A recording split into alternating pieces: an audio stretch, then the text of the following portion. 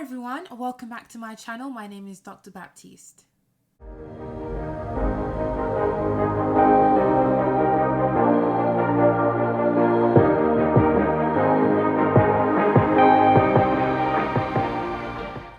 This week's video is going to be all about the pros and cons to GP training and general practice. So I'm a portfolio GP and I did GP training for 3 years. I qualified last year. For those of you who want to know more about my career and haven't seen the videos already, I've done 2 videos on my career, part 1 and part 2, which you can click on above. Before I start the video, I just want to say that GP training varies greatly across area, across placement. So what this means is that certain things that I might mention may not be applicable to certain trainees. I'm going to start off by talking about GP training.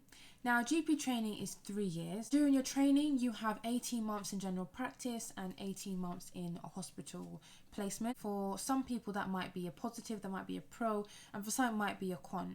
For me, it was a positive because it was a short training program. I didn't particularly want to be training for the next 5, 6, 7 plus years. For some people, they feel that it's not enough experience in different specialties. There are 2 additional programs in addition to the GP training program. There is the academic program, which is 4 years, and that's 75% clinical work and then 25% academic, so it could be research. And then you have the Global Health Fellowship, in which trainees go abroad to a developing rural area and for 12 months. Both programs are 4 years at this current time. So in GP training, there is a lot of time for educational activities. You have time for personal study. And with personal study, you might want to undertake an audit during that time, or you might want to spend time on your portfolio writing reflective logs. So you also have an afternoon for teaching. Then you also have a tutorial at your GP practice. That could be with your trainer, or that could be with another GP at the practice. There is also time for educational meetings. So in terms of the educational element, whilst it is very good and there is quite a lot of time for it, the educational elements vary depending on where you train. So one thing that I wasn't particularly too keen on was the grouping of teaching together. So in many cases this works fine, but for instance, if an ST3 wants to prepare for their CSA and the ST1 is just starting out, then a session potentially for more geared at ST1s isn't going to be that beneficial to an ST3. Similarly, if the ST3 obviously has now come to the end of their training, they may have seen teaching material before, or the same topic might be touched on. Whilst this is also good for a refresher, some ST3s may feel that this isn't beneficial to them.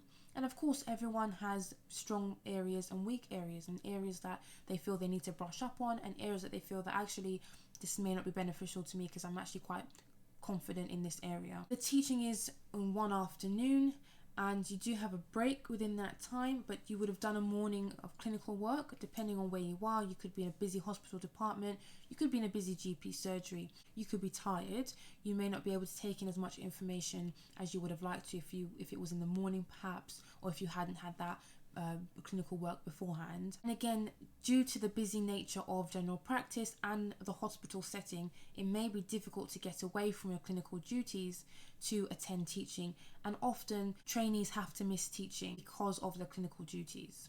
The one thing I would say about a certain hospital post, sometimes trainees do feel that they're plugged into posts that are difficult to fill. As a GP trainee, you'll be working alongside specialty trainees. So for instance, obstetric and gynecology doctors. Now, obviously they'll get priority for certain things like going to theatre. As a GP trainee, what this means is that sometimes your clinical experience, your exposure to certain things isn't necessarily prioritised. Now, you might argue that this is fair, but actually, if you want to say that yes, GP trainees need to rotate, they need to get the experience in these fields, then why aren't they getting the experience when they're actually posted there? Why are they then being pushed to certain areas and the specialty trainees are being prioritised for certain things? Because the whole point is the GP trainee is there to get that experience. They're going to be seeing obstetric and gynecology cases in GP, in general practice. So the portfolio. Many people have loads of complaints about the GP portfolio. I know it is being updated. The positives, we'll start off with the positives. So the positives are that it's really good for keeping a record of the cases you've seen, your achievements, certificates you can upload, files, documents to the portfolio. You can also link e-learning to the portfolio, which is great. However, for me personally, I will admit that although I really liked the reflective logs and reflection in itself, which many trainees have argued that actually they don't particularly like it or may not see the benefit to it. I liked it, but I did feel that the template they give you is a bit rigid. It would have been great to maybe have no template or have a very broad template or one that you could adjust to have your own headings. Nonetheless, there is still a lot of space to add what you would like to the template. Some people did find, especially in the beginning, that it was a little bit difficult to navigate. I think it just takes some time to get used to the portfolio, like with anything, and once you get used to it, then you can find your way around and it's not really a problem. This next point isn't necessarily exclusive to general practice. It happens across many different training programs. It's being able to be reimbursed for certain things. You can claim back on exams. You can be reimbursed for things like home visits. You can be reimbursed for courses. There is a limit. The exams are quite expensive. The CSA is well over $1,000 and the AKT is in the hundreds. So the exams are quite expensive. So now I'm going to talk about the pros and cons of working in general practice. The first thing I'm going to talk about is resources. So some people might think that we have access to less resources or resources not as quickly as in hospital. And while this is true to an extent, we have access to imaging, we have access to bloods. Now, the difference is, I suppose, is that we can't necessarily have the investigations on the same day. But if something is warranting an investigation same day, then we can refer people into the hospital. If something's urgent, then we can act in the way that we need to get patients seen, to get things done. So in terms of resources, that's what I would say to that. I would also say that in medical school, I was taught that the diagnosis comes from the history. Anything you do after that is really just to confirm or refute what your differential diagnosis is, basically. So there are many GPs working day in, day out who have great clinical acumen. And so they may not necessarily need to do a blood test or request an x-ray, request some sort of imaging, because actually they're very good clinically. And also in terms of resources or requesting investigations, sometimes you request an investigation like a blood test and actually it doesn't really help you. Sometimes it actually makes the patient more anxious, and sometimes we can over-investigate. Sometimes we can request loads of investigations, which is actually commonly done in the hospital. When I was working in the hospital as a trainee, I saw loads of investigations done that were just done for the sake of doing them. We also have access to specialist opinions. I can call a specialist up on the day in the hospital. I can call a duty registrar. I can call a consultant. There are in some areas hot clinics where you have access to a consultant you can speak to, and then if the consultant feels it's necessary, the patient can be brought into that hot clinic. There's also emails that I can send to specialists where I can get a response within 48 hours. Doesn't always happen, but yes, sometimes the responses do come back pretty quickly.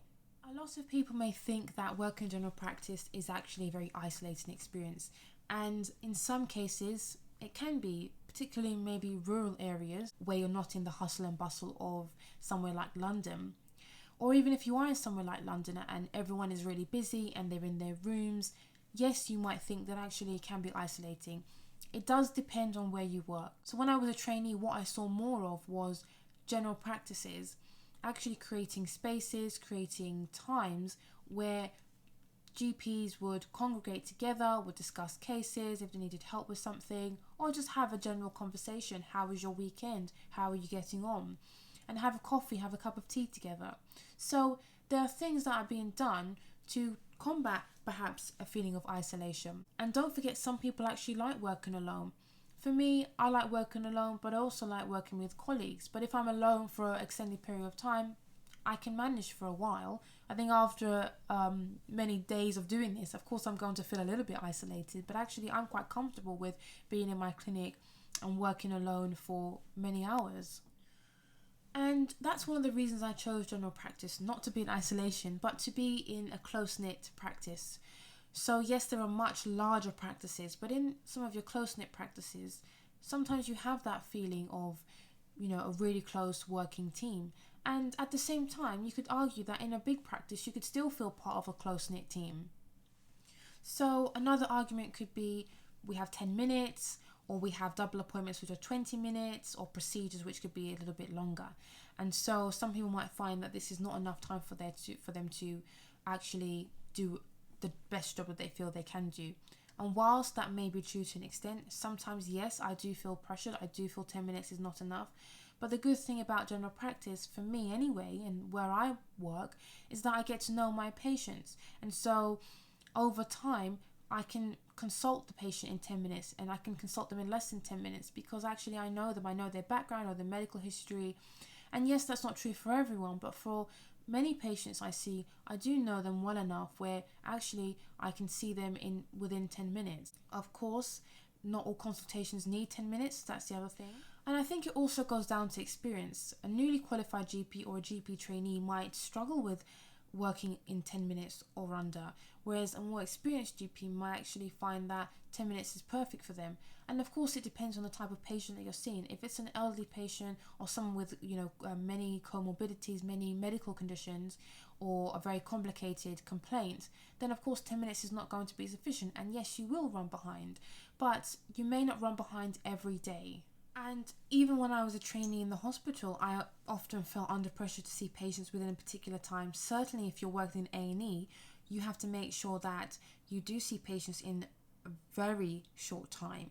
So yes, we have 10 minutes in general practice, and yes, that might be frustrating for many people. Yes, it may be the fact that actually 10 minutes is not enough for many patients, but also in the hospital with the pressures there, you have to see patients in short times, and again, there's also frustrations there too. Well, many patients express to me that they don't often see a regular GP, but there are many patients that still follow up with me. There are many people who still have a GP that they can just go and book an appointment with on a regular basis. So although yes, there is a big part of general practice where patients aren't happy that they're not seeing, and GPs aren't happy that they're not seeing each other regularly, or they're not able to see the same doctor over a period of time, there are certain practices and there are certain areas where actually you can see the patient regularly. It can happen. I would also argue that in the hospital, one of my frustrations was that I wasn't seeing the patients over a long period of time. If you see someone in A&E, you may never see them again. If you see someone on maybe care of the elderly ward, yes, you may get patients coming back again because they're frail, they've got many conditions, which means that they're susceptible to getting infections and readmitting. There are many times when you don't see patients again and again. So you can argue the same point. You don't see the same doctor, you don't see the same patient again in hospital. And also in terms of administration and a lot of admin duties in general practice, I could also argue that actually there's a lot of administration in hospital medicine.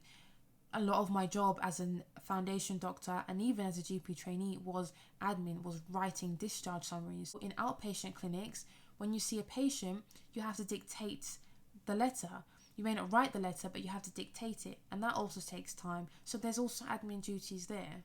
I'm going to talk about home visits. Home visits are not for everyone, I agree, and of course it may not be nice to go into someone's house where it's not particularly well kept, they do have pets, etc, etc.